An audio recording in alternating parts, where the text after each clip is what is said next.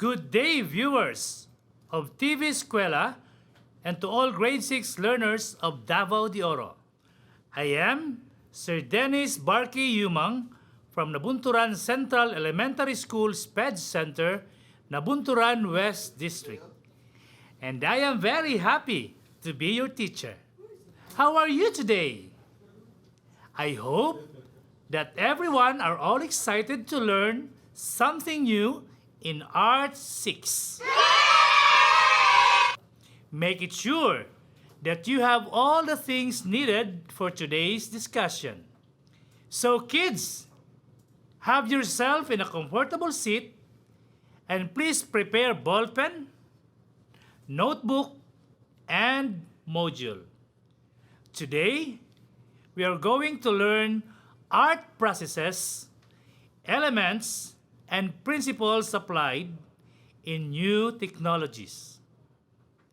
Each one of you will have an interactive, fun, and meaningful opportunities to learn in your own pace and time. In this lesson, we will gain deep understanding of the competency presented through a short quiz and activities. That is why I want you to listen carefully and focus with our discussion today. Are you ready? Great! It's good to hear that everyone are ready. Now, let me ask you a question. Do you believe in the saying that no two things are exactly the same or may look perfectly alike?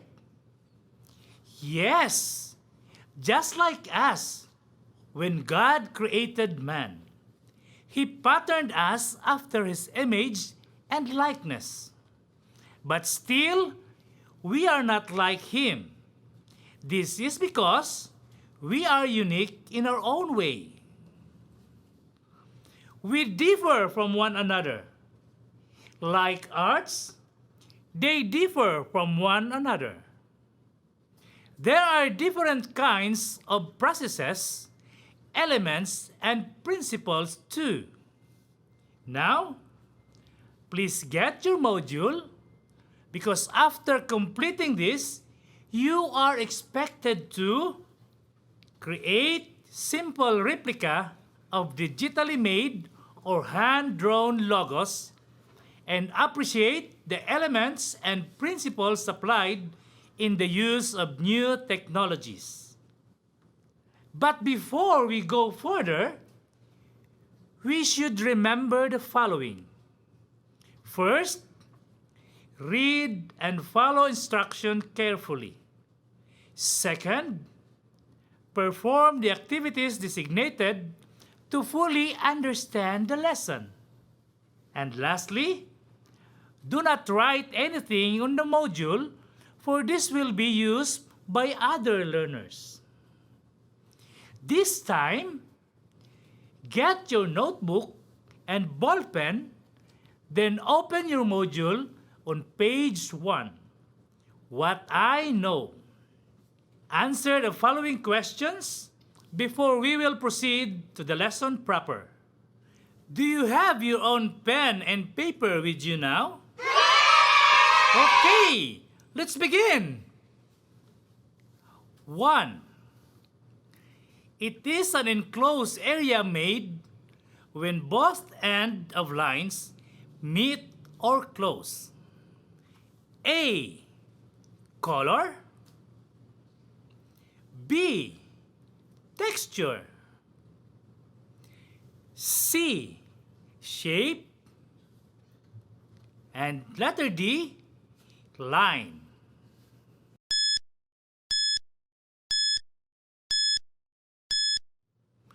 Correct! The answer is letter C. Shape.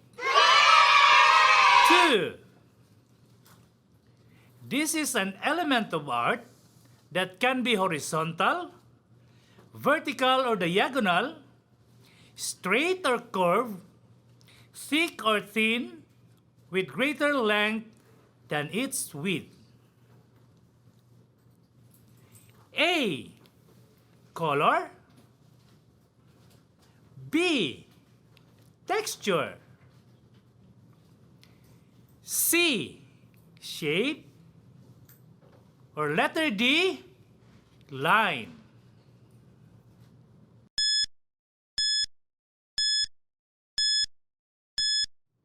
You're right. The answer is letter D. Line.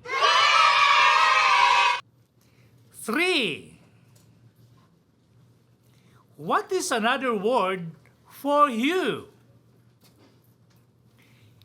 A. Color. B.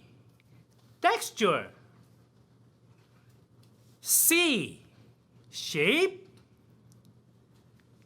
D. Line.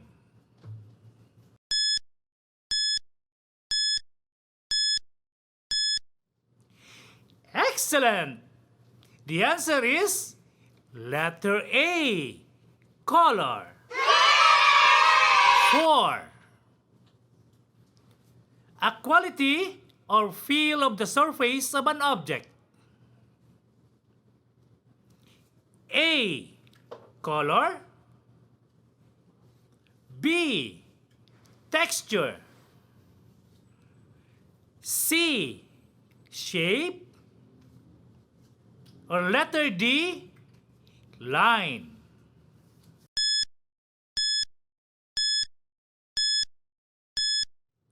Good job! The answer is letter B. Texture. 5. Which of the elements of arts makes this image look coarser? A. Line. B. Shape. C. Color. Or letter D. Texture.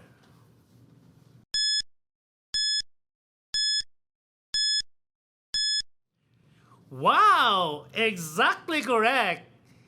The answer is letter D. Texture. 6. It is a principle of art which deals with regular, uniform, and related movement of lines, form, shapes, and texture. A. Rhythm. B. Emphasis. C. Balance. Letter D. Contrast.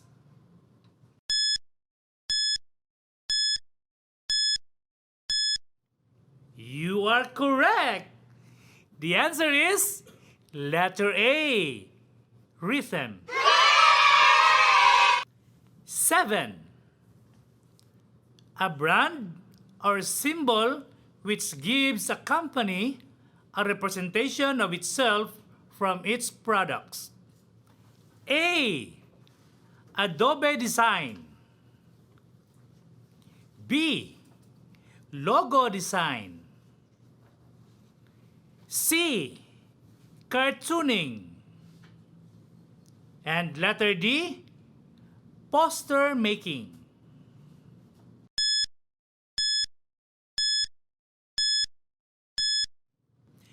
Excellent!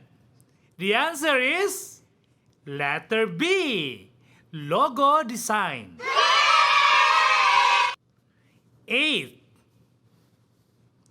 A good hand-drawn logo design starts with before executing the design in a more accurate manner. A. Coloring. B. Tracing. C. Sketching. D. Polishing.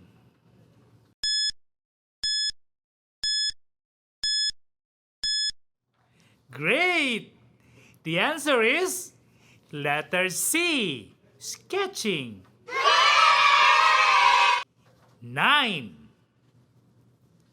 In what way art is important in daily life?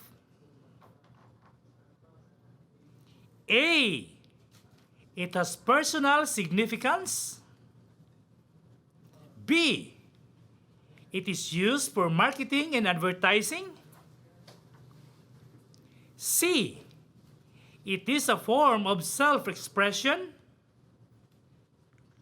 D. All of the above.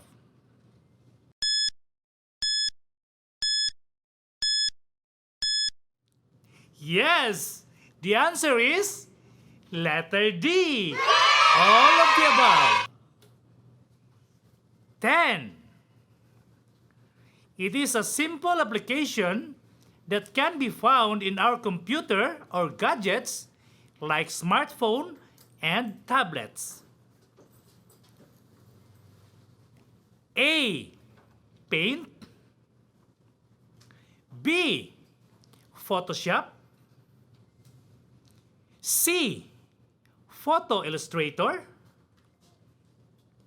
D. Corel.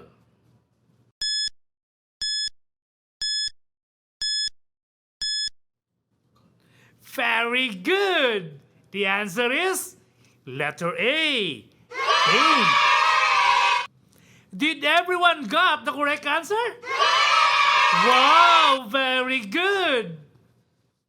The Radyo Z-eskwela program of the Division of Davao de Oro is being brought to you by Nueda Builders Construction and Supply Incorporated, Maverick Builders Incorporated, Mitch Construction and Supply, Archicons Architectural Construction and Supply, DB Construction and Supply, Hanaway Builders Corporation, Phoenix Corvada Tagum Gasoline Station, Master Construction and Supplies, Mackenzie Builders, GP&H Construction Incorporated, Metro Gear Construction Corporation, NEN Builders and Development Services Corporation, Max Mays Enterprises Incorporated, We Inc. Construction Company, Rangay Construction and Supply, East Sussex Enterprise, WM Construction, Councilor Boogie and Miss Marjorie Vertodazo, Icon Builders and Supply, and Apex Mining Company Incorporated.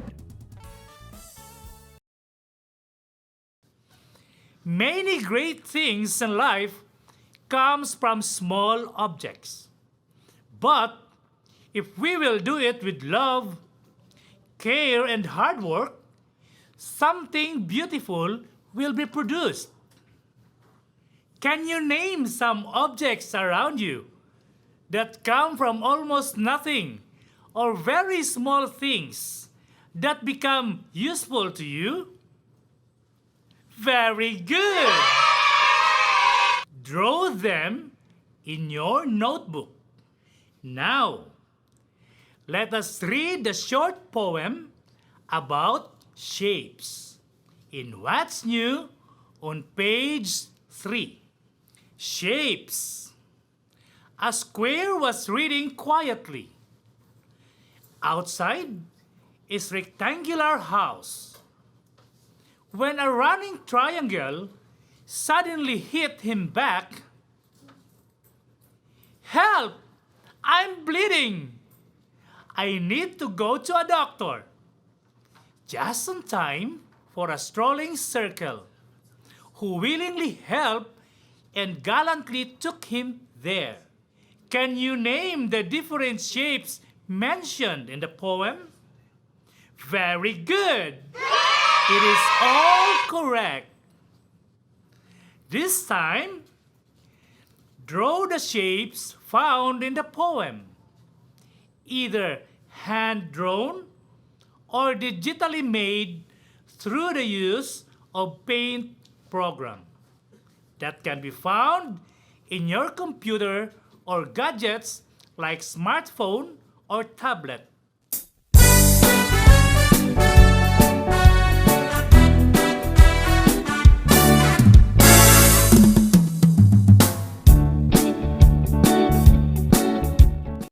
Excellent! You've made it, learners! Seeing beautiful things around us make us aware of the importance of art elements and principles in our life. It inspires us to create things using our own imagination. Elements and principles of arts. Line. It is a point or dot drawn continuously. It can be either straight or curved line. When grouped together, it produces a beautiful picture. Shapes are made when both ends of lines meet or close. They may have regular shapes like the circle, square, rectangle, triangle, and oval. Form is another term for shape. Texture is the different surface qualities of the objects. Some objects may be rough or smooth to touch. Others may be hard or soft. Still, others may be flat or wrinkled. It can be seen and felt in natural objects and in art works. Many things around us show patterns of movement. Our life itself is a pattern. Rhythm. It is a principle of art which deals with regular, uniform, and related movements of lines, forms, shapes, and texture. Logos. These are images, text, shapes, or combination of the three that depict the name and purpose of the business, product, trademark, and etc. Before the introduction of new technologies, most artists express ideas through paper and pen, or what we call hand-drawn. But at present, designers may now create symbols directly through the digital process. Logos can be made through the use of new technology that can be found in computer or even in gadgets like smartphone and tablets. The Radyo Z-eskwela program of the Division of Davao de Oro is being brought to you by Nueda Builders Construction and Supply Incorporated, Maverick Builders Incorporated, Mitch Construction and Supply, Archicons Architectural Construction and Supply, DB Construction and Supply, Hanaway Builders Corporation, Phoenix Corvada Tagum Gasoline Station, Master Construction and Supplies, Mackenzie Builders, GP&H Construction Incorporated, Metro Gear Construction Corporation, NEN Builders and Development Services Corporation, Max Mays Enterprises Incorporated, We Inc. Construction Company, Rangay Construction and Supply, East Sussex Enterprise, WM Construction, Councilor Boogie and Miss Marjorie Vertodazo, Icon Builders and Supply, and Apex Mining Company Incorporated. Seeing beautiful things around us make us aware of the importance of art elements and principles in our life. It inspires us to indicate things using our own imagination. By using the right lines and putting them into the point of emphasis, balance, or proportion, we can form a wonderful figure or composition.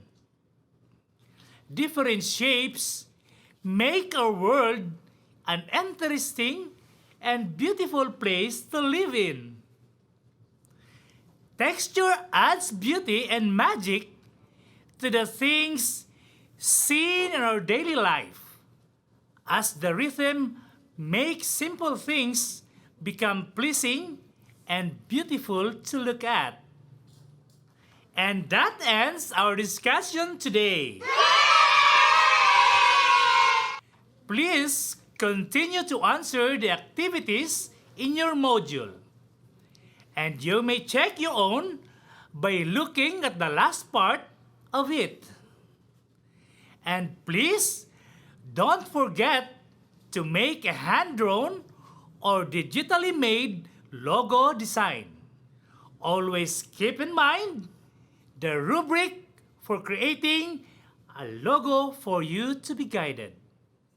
Good job, learners! I am very happy that you have successfully done the tasks and activities given to you. Always remember that great things start from small and humble beginnings. Until next time, once again, this is your MAPEH teacher, Sir Dennis Barkey Yumang, from Nabunturan Central Elementary School, SPED Center, Nabunturan West District. Radyo Z-eskwela Executive Committee. The Schools Division Superintendent, Eufemia T. Gamutin, CESO 5. Assistant Schools Division Superintendent, Dr. Romel R. Handayan. OIC Curriculum Implementation Division Chief, Karina S. Frasco.